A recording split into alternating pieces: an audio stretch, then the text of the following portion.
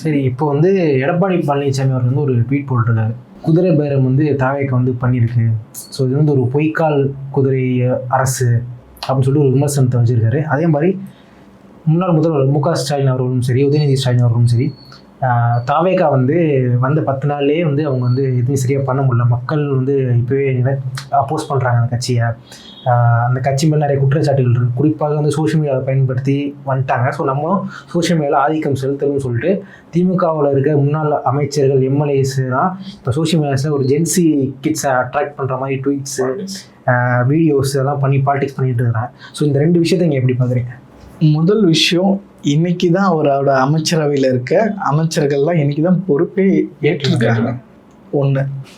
ரெண்டாவது, அவர் மேலே நாங்கள் தாவேக்கா வந்து ஆட்சியில் தொடர்வதற்கு எந்த இடையூறும் பண்ண மாட்டோம்னு சொன்னாங்க. இன்னொரு விஷயம், அவர் வந்து கால அவகாசமும் கேட்டிருக்கார்.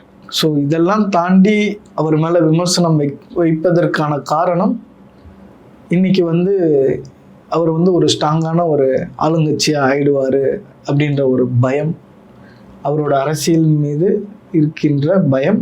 இன்னொன்று, இவர்களோட அரசியல் எதிர்காலத்தை நினைத்து பயம். அந்த ஒரே காரணத்துக்காக தான் அவர் மேலே வந்து அதாவது ஒரு அடிப்படைத்தன்மை இல்லாத ஒரு விமர்சனங்களை வைக்கிறாங்க எதிர்கட்சிகள். குறிப்பாக அந்த அதிமுக வந்து இப்போ குதிரை பேரத்தில் வந்து தாவேக்கா ஈடுபட்டிருக்காங்க. ஆக்சுவலி குதிரை பேரம் அப்படின்னு நமக்கு சொன்னாலே நமக்கு வந்து கூவத்தூர் தான் ஞாபகம் வரும். ஏன்னா குதிரை பேரம் அங்கே தான் நடந்தது. இங்கே வந்துட்டு அதை சொல்லும் போதே அவர் மறுத்து பேசுறாரு.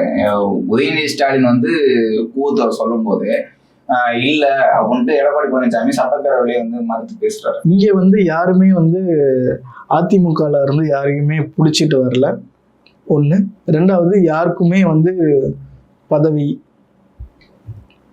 பதவி தரேன் இல்லை பணம் தரேன் எந்த ஆஃபருமே பண்ணலை. அவங்களே வந்து ஆதரவு தந்திருக்காங்க. இதுக்கு குறிப்பாக என்ன காரணம்னா, அந்த கட்சியோட தலைமை மீது இருக்க நம்பிக்கையின்மை தான் காரணம். தொடர்ந்து இந்த பழனிசாமி அவர்கள் இந்த கட்சியும் தலைமை பொறுப்பில் வந்ததுலேருந்து தொடர்ந்து அந்த கட்சி தோல்வியை மட்டுமே சந்திச்சுட்டு இருக்க ஒரு கட்சியாக இருக்குது.